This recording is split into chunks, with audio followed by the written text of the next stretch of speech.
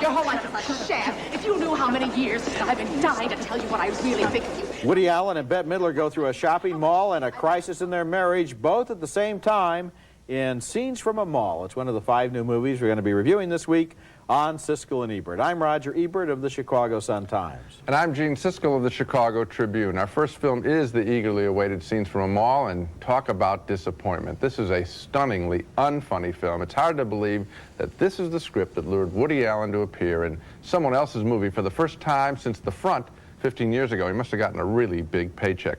In the film, Allen and Midler play a couple of Californians celebrating their 16th wedding anniversary. Early in the day, they visit a shopping mall, and only the sight of New Yorker Woody Allen in Southern California is amusing. 9E Blue. Keep that in mind. 9, that's where we left the car out there, for 9E Blue. I don't want to be like the Springsteen concert. We had to take a cab to find the car there. Inside the mall, there's immediate trouble as Allen confesses that he's been having an affair. Is this your first affair, or have there been others? You might as well tell me now that we're talking. Let's go someplace else. This is fine. No one is listening to us, believe me. I had 2 others, but they were one-nighters, and this was years ago, and that's it. Who were they? You really want to know this? What possible difference could it make? One was a headhunter that I met at the O'Hare Airport. A headhunter? Yes, he gets talent for, corporations and stuff. And there was a legal secretary from Atlanta. That's it? That's it. 2, yes, and there were one-nighters both. 3, actually, if you count the hooker in Dallas. But that was business. That was totally business. They sent it to my room. I couldn't refuse. It was a gift. The script is neither insightful about marriage nor funny about it as Midler continues to react to the news about the affair. You are the most callous, selfish, short-sighted son of a bitch who has ever lived. I hope you fry in hell. You look like my Aunt Minna in that dress. Here's a scene where the tension between them could have been played for real drama. Allen complaining that Midler dresses in a dowdy fashion. But once again, we get broad overacting by Midler and a lame sight gag involving a mime. Sorry. I'm sorry. I'm terribly what happened here? I never hit a mime before. A mime joke. That is really old stuff. And that scene was actually working for a while there when Midler was quite angry at him and he at her. But then it's played away with the punch on the mime. They just take away any real energy that's going on. Woody Allen walks around the mall also with a surfboard a lot of the time that Midler bought him, representing, I guess, his midlife crisis. That's supposed to be funny. I just didn't laugh once when they were inside the mall, and that's incredible for a film with these 2 stars in a script directed and co-authored by Paul Mazursky. Big names simply don't guarantee big entertainment. I was just as disappointed as you were, and I think the problem is at the screenplay level. I don't Absolutely. think the screenplay could have ever been funny. No. It's a very tortured conceit that these 2 people would spend all day inside the mall, and it's really awkward and embarrassing the way the camera has to keep looking for a new position. They're going to go down the escalator, up the escalator, see him through a window, see him in a mirror, in order to make this space interesting, which only distracts from the fact that there's nothing at all going on. It's just a completely dead-on-the-page screenplay, and there's nothing anybody can do to bring any life to it. I'm told the gossip in the industry is Woody Allen got $3 million for the picture. He felt he needed the money. Boy. Well, what I'd like to know how much the mime got, because that's a real fingernails on the blackboard thing. That mime, and the scene that we just saw is when Woody Allen punches the mime out. That's a moment everybody in the audience has been waiting for an hour, because you really want to let that guy have it. And then Mazursky cuts to an overhead long shot so that it doesn't have any comic punch. I mean, that could have been the one laugh in the movie when he lets the mime have it if they'd only edited it right. Doesn't work. Okay, now here's, however, where I'd like to make a critical distinction, because Scenes from a Mall was merely a bad movie, a disappointment.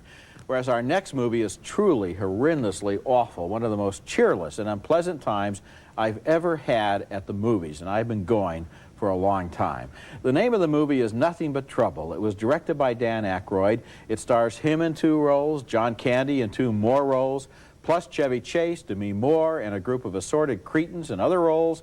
And the fact that this movie was advertised as a comedy says something about the breakdown of the English language. The movie starts with Chevy Chase as an investment counselor who's asked Demi Moore, a new neighbor in his building, to drive out to the country. And the next morning, though, he's too hungover to drive. Tell her I'm too tired, I'm sick, I can't drive her. Give her the car with my compliments, will you? Sir. I gotta get some sleep.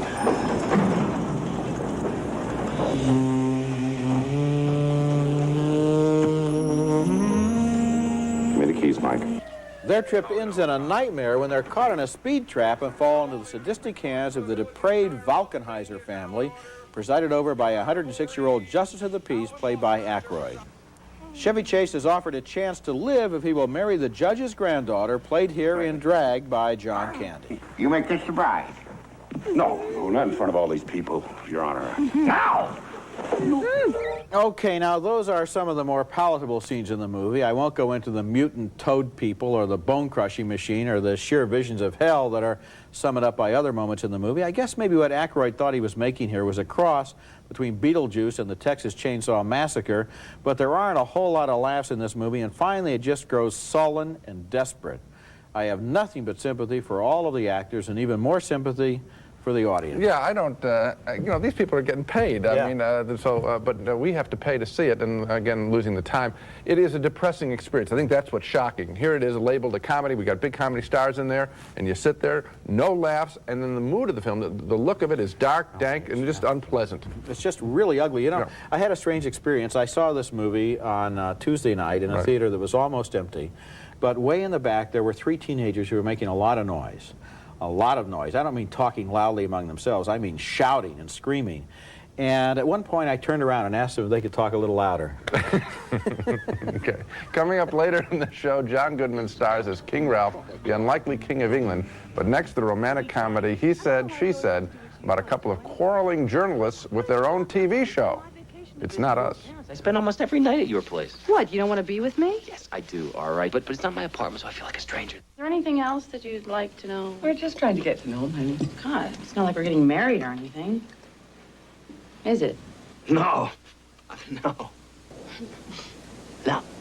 Meeting his girlfriend's family is an awkward situation there for Kevin Bacon in our next film, He Said, She Said. And it's a cute idea for a movie, a romantic comedy about a couple of big city newspaper writers who are given their own TV show of contrary opinions. Sound familiar? Well, this couple lives together, and therein lies a big difference. Kevin Bacon and Elizabeth Perkins play the couple, and in the film's best scene, she gets up the courage to admit she really likes him and asks him to commit to her too. He's scared. Don't you ever get lonely? I mean, I know you have a lot of women and everything, but don't you just get lonely anyway? You know, and scared?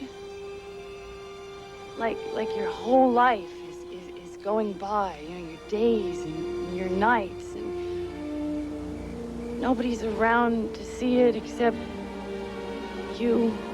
Their relationship becomes strained when they get an audition for the TV show. Both are new to working on the tube, and Elizabeth Perkins has trouble adjusting to the medium. Hi, I'm Dan Hansen. And I'm Lori Breyer. And this is He Said? She said. Stop tape, please.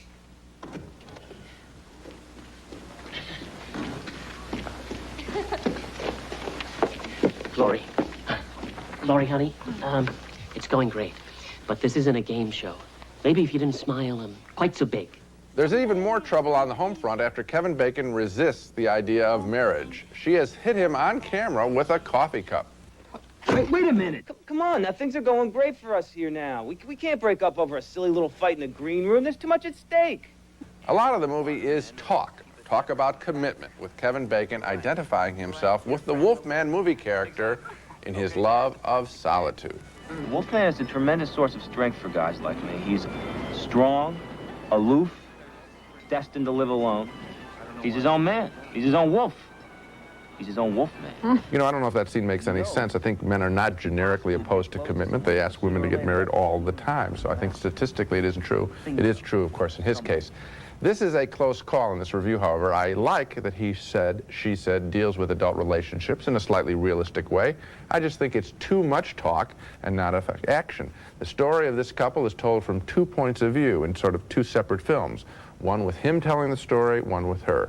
So we go over the same ground twice, and that format becomes tiresome. The actors do their best, but eventually I got tired of all of their complaining. You know, I think the key words for me are slightly realistic. It wasn't realistic enough. I had a lot of affection for this movie. Yes. I liked the characters. Kevin Bacon and Elizabeth Perkins were able to sell these characters to me. But when they're on television in this allegedly hit TV show, and they're debating parallel highway systems and methods of garbage disposal, and one is the conservative and one is the liberal on how garbage should be disposed of, I couldn't believe it. I don't see why in a movie like this they couldn't have had something that was plausible as a television show. Yeah. So that was a distraction apart from anything else. I know what you're saying, because we have a pattern already set up with broadcast news of how to write a picture that is as current with the medium it's describing as anything. Now, not everybody can write at the level of Jim Brooks, but you can at least try. This makes no attempt, and it's just a cutie pie stuff. The amazing thing is the movie was made by people who are familiar with the media, allegedly, so they apparently thought the audience was too stupid to be given a real newspaper and television picture. Okay, when we come back, John Goodman is a Las Vegas lounge act who becomes King of England in King Ralph. Do you ever do any fencing? Just a little when I was a kid. A couple watches here and there. I mean, I hope you're not counting on me to solve any large national problems, because I don't have a lot of experience with that kind of thing. English law prohibits monarchs from solving problems. Unfortunately, it doesn't prohibit you from creating them. The reason John Goodman can't believe his ears there is that Peter O'Toole is offering to teach him how to be the King of England. Goodman plays a fourth-rate Las Vegas lounge act that turns out to be the only living heir to the royal throne after the entire royal family is electrocuted while having its picture taken. So he's packed off to England and learns how to be a monarch. The only person Goodman meets who he really likes in London is a poor dress designer played by Camille Kaduri. But it's not easy to make small talk to a girl when you're the king. You're not the kind of girl I'm used to. You can spell, you wear clothes to work. You just have more class, I guess. Jolie Richardson has a strange cameo role as a princess from Finland who would be a suitable match for a king, but this would not exactly be a love affair. Well, I must admit you'll require a bit more work than I'd hoped. You are unsophisticated, ignorant, and totally lacking in social grace. It's only when Ralph can be himself that he can enjoy being king. Good golly, Miss Molly, you so like a ball. Yeah, good golly, Miss Molly, you so like a ball. When you're rocking and rolling, you can't hear my call. King Ralph is basically a good idea that doesn't quite deliver. I think it wanted to be one of those oddball comedies like Peter Sellers used to make, movies like The Mouse That Roared, but the movie gets a little too bogged down in conventional plot developments. It isn't quite eccentric enough for my taste, and I'd like more colorful characters both upstairs and downstairs in Buckingham Palace and fewer predictable romantic interludes. I also didn't like an offensive sequence involving a spear-throwing contest with an African king.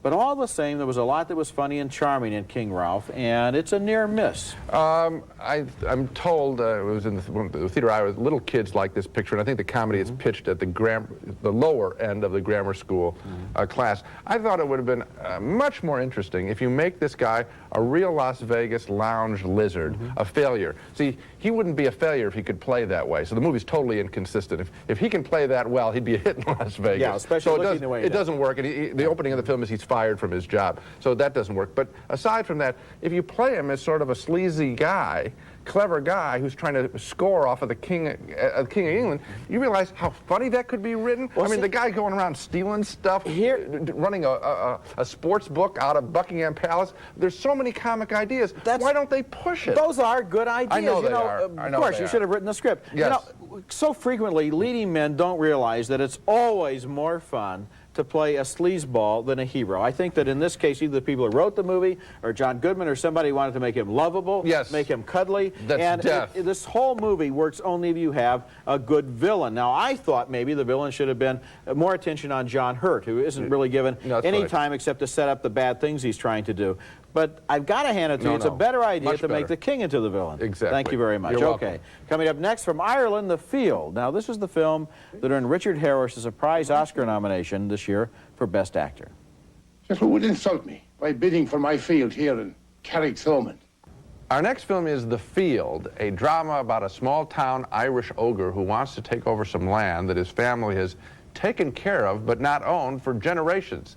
It's a tiny, tiny patch of land, but it means everything to this town tyrant, well played by Richard Harris, who received a surprise Oscar nomination for his work. Here he is, the bull as he is known, stopping by the field with his dim-witted son and his loyal gopher, played by John Hurt. Father,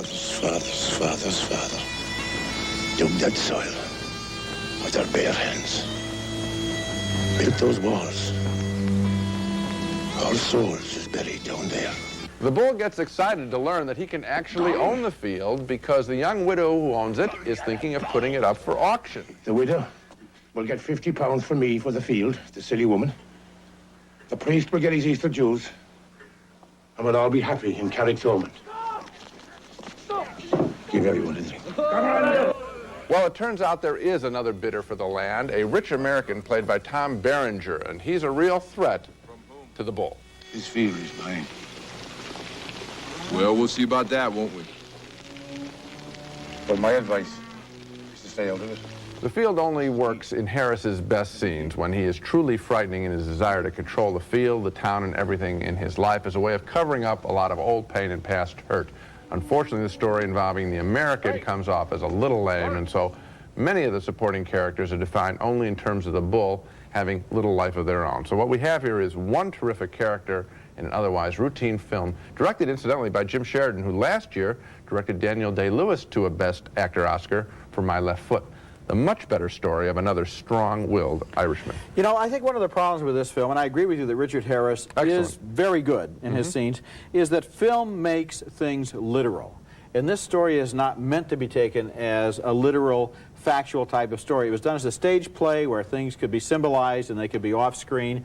But when you can see things in this movie, you clearly see a couple of things. For example, the American wants to mine this land for its mineral rights. What he has is a little plot of green in the middle of 10 million acres of mineral rights. But no, he has to have this very land, and he's going to dig into that. Now, the other question is, why has Richard Harris and his father and his father's father and his father's father's father, back since time immemorial, been dragging seaweed out of the ocean and climbing up a mountain with it in order to turn this field into a pasture when, as you could see in the scene that we just looked at, the town is also surrounded by millions of acres of pasture land. It doesn't make sense as a field. It doesn't make sense as mineral rights. It only makes sense as an allegory. Also, I think that Tom Berenger simply looks out of place there. He looks like he's a contemporary guy stuck in this village, and that doesn't work. But for one performance, I guess that's special. Okay, coming up next, before there was Anthony Hopkins as Dr. Hannibal Lecter in Silence of the Lambs, there was Brian Cox as Dr. Hannibal Lecter in Manhunter. And that's our pick of the week on video coming up next. One of the most unforgettable movie characters you'll ever meet is Dr. Hannibal Lecter, the brilliant but twisted mass murderer who plays conversational games with a young FBI agent in the new thriller The Silence of the Lambs. British actor Anthony Hopkins has received high praise for his performance in the role.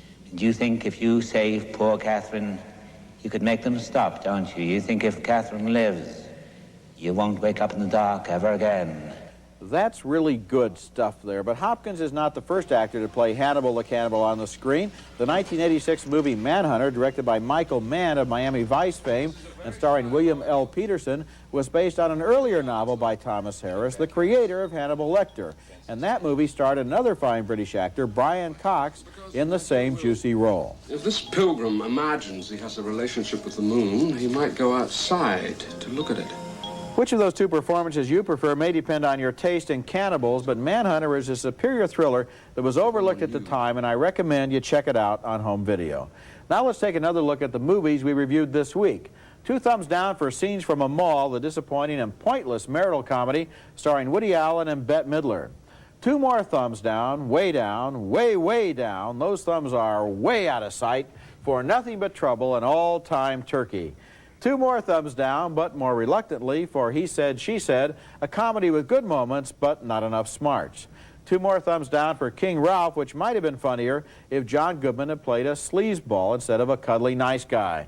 And finally, 2 more thumbs down for The Field, a tortured allegory worth seeing only for Richard Harris's performance. So, 5 movies, 10 thumbs down. But, you know, I think there's a theme that runs through the American films, the way we knock them. The scripts. Every one of the scripts should have been written a little smarter, a little tougher. They're really going into production with these pictures. I don't think they're in shape. They're not ready with these films. You know, I think when you talk to people out there, you hear them thinking that the concept is going to sell the movie and that they're going to fix it as they get on the set, or something will save the movie at some point. What did Woody Allen think, for example, one of the best writers in the history of the movies, when he was reading the script for Scenes from a Mall? Didn't he know that he could write that and make it better? Why? Well, the question would be, why didn't he rewrite it?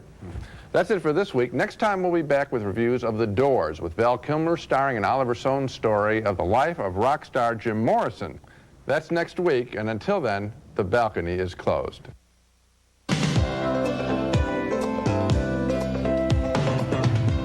Ruffy's Sure Sack trash bags carry heavy loads and cost less. Sure Sack, the best value you'll ever throw away. No Nonsense, the pantyhose that hold up through your busy schedule without a snag. No Nonsense, the pantyhose that last. Just a minute. That's all it takes to cover your gray with New Age. New Age by Fanciful, the leader in temporary hair color. New Age. For big cruise savings, it's the Travel Savers Cruise Guide. Call now to get your official Travel Savers Cruise Guide for only $9.95.